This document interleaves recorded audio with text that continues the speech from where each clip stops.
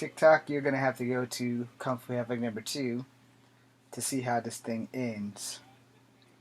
Alright? Yes, I saw R's and L's in my socks, so I know my left from my right. Not important. What is important is this. Alright, the only difference between me and somebody who's famous, not just TikTok famous, is the blessings and opportunities that they have been given and that I have not been given. Like my martial arts and shit. I'm gonna have a lot of people coming at me with some bullshit about martial arts. And a lot of people are gonna say, yeah, James, everything you said is a lie. It's all phony, blah, blah, blah, blah, blah, blah, blah. Well, here's the thing about that. One, I'm 5'3.5". Alright? Let that soak in for a second. I'm 5'3.5". It's not hard to look over top of me. To see the big buff guy. To see the burly guy. To see the pretty girl who's even shorter than me. It's not that hard to look over me and say, hey, well, we got this guy. We don't know what his race is. We don't know what he's capable of. We don't really want to give him a shot because he's two-toned. He's not really black. He's not really white. He's not really native. We don't really know what the hell he is, and we're just going to pass him by. So two things. First, I am going to reach out to Millennium Studios because if they didn't exist, I probably would have actually left Virginia to begin my acting career. The reason why I didn't leave Virginia was because Millennium Studios at the time, that was ran by Tim Reed, promised us all Hollywood East. So my heart was set, and my heart was broken when they sent me away because they never said that you had to be a SAG actor. They never said you had to have an appointment. All they said was, show up. And I was the first one at that damn door, way back when they opened up. A person who met me at the door, who told me, go make a movie, which they have, which they never gave back. It was called Fallen Dragons. And they told me, we don't do kung fu movies. Now, here's the thing. You can't get 14 people together in less than a month and try to film a movie in less than a month. I mean, you can if you know people, and the people I knew and the people that helped me was great. However, shit didn't work out in my favor. And TikTok, go to YouTube to see the rest. Okay, so before I press the start button, I want to finish the video. And so, here I am, 27-year-old James. So that's over 20 years ago. In fact, it's exactly 20 years ago. Because this is my 21st year into this business. I've never got an acting job. The one job that I had, the producers got to fighting with each other. So that didn't work out in my favor. And so, that being said, no opportunity. Now, before I wanted to be an actor, I wanted to be a cop. That went south because of my siblings dating people who now, it's legal, but we're dating people who did illegal paraphernalia. And my family just did not support any of my dreams. They still don't. But I have to push forward because I want to be happy. And being in front of the camera makes me happy. I don't have to be a superstar. I don't have to be top dog. I just want to be working. I can play the sidekick. I can be the guy who's the motivator. I can die. Hell, I'll play the bad guy. But the point is, I never got an opportunity. Way back in 1993, when I was graduating from high school, there was the UFC, Rec, Havoc, Pride, and ISK Kickboxing. I sent them all a letter, and this was before the internet was a big thing. This is where you could get your information from the internet, but email didn't exist. Genius who created email. So what I got was, in reply of all those fighting places that I named, gave them my stats. I'm 5'3", 120 pounds, and they pretty much all told me to go fuck myself.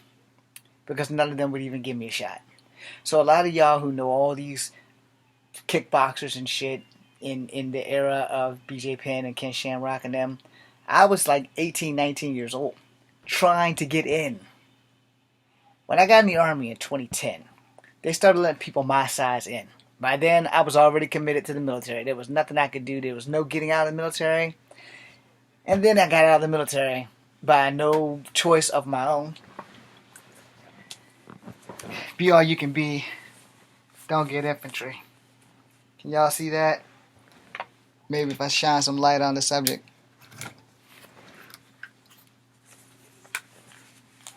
Can you see it now? Yeah, I'm gonna need another one of them real soon. Because I'm almost 48 years old. I've been busting my ass to get seen, to get discovered, to get a chance. And every time I thought I had one, I didn't. And as far as fighting, my martial arts is legit. If you want to be stupid enough trying to fight me, that's your fault, and I won't be held responsible for what the fuck happens to you. But I am going to tell you this. The only difference between me and everyone else is the discrimination, opportunities that I wasn't given, and the chances that I could have been given but wasn't. The one chance that I was given, but those two guys got to fighting and ended anything I had on that. And the main reason why I wanted to be a cop was because it's the closest thing I could ever be to being one of them. A superhero. I don't like fire, so that wasn't an option. But, you know, freaking, let me push this button. I don't know what that does. Okay.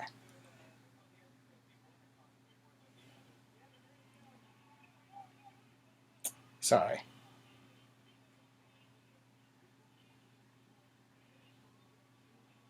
Can't spell either.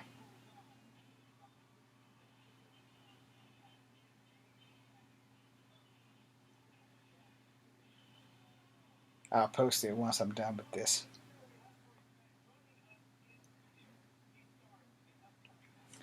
Okay. So I never got the opportunities. I never was gifted. I was never blessed with anything other than the skills that I have, the skills that I bitch about, the skills you see me do. When I tell you about fighting pound fighting, it's because that's what I was trained to do. When I worked at Kegler's with the white dude constantly calling me cheap, I was trained how to fuck people up by a Green Beret. And if he wasn't a Green Beret, he showed me some Green Beret shit. You know, because people don't always tell you the truth, and I do my damnedest to do so. But the truth be told was when Millennium Studios came here, I was the first motherfucker in line. Because I wanted this shit that bad. I was always told I was too small to be a wrestler. The shortest wrestler is Rey Mysterio. 5'6", maybe 5'7", 190 pounds, all muscle. I was told I could never be a wrestler by lots of people. It's like, you'll never be a wrestler. You're too short. You're too short. You're too short. Every day of my life I've been told I'm too short. And every big person who's ever tried to whoop my ass has found out that just because I'm short does not mean you can whoop my ass. But again, if no one gives you a shot, you can't prove it. No. And I never got the chance to prove it. I joined the Army because I was walking down suicide lane.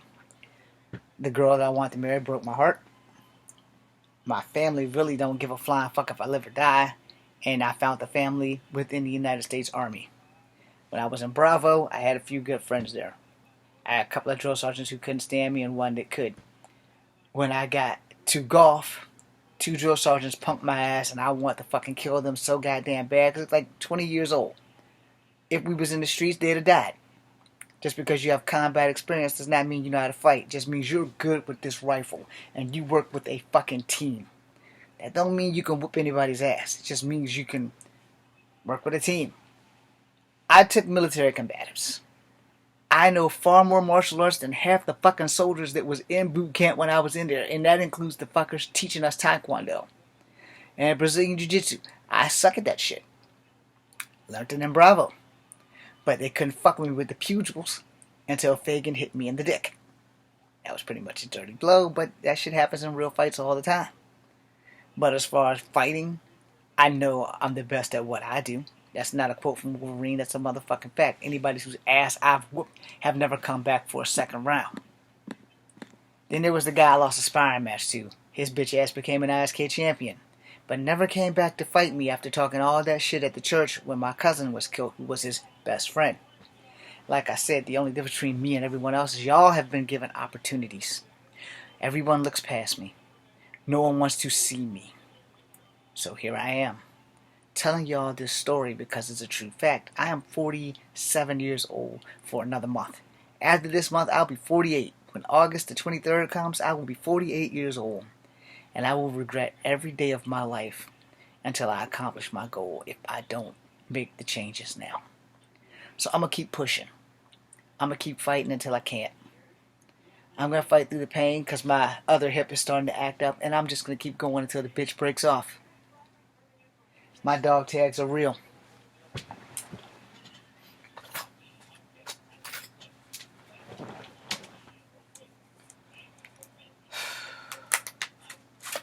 My soldier's creed never leaves my body. When I go to work, I carry all 3 of these wallets with me. College ID, because I'm studying for a job I don't want, but I need a job, because no one would give me a chance, so I gotta make my own. My cat card, don't worry, I'm keeping my hair. My veterans card, no stolen valor here. My dog tags are real, and they're right over there on Spider-Man 2099. I have suffered. 6 years ago, my father died, who was the only person in the universe who believed in me. Let me tell you something, when you lose faith in yourself, boy, the world is a horrible place. When I got my heart broke, I lost faith in myself. It took me a long time to get it back. When I left the Army, worst day ever. Because I never wanted to leave the Army outside of a body bag. Now I'm 48 years old in the next couple of weeks, and I can never go back. I don't like leaving unfinished business. But I will tell you this. I'm going to fight. And I'm going to keep fighting until I can't. I'm going to fight even after I can't. Because every time I get knocked down, I'm going to get back up and I'm going to keep going. Because someone out there is going to give me a chance.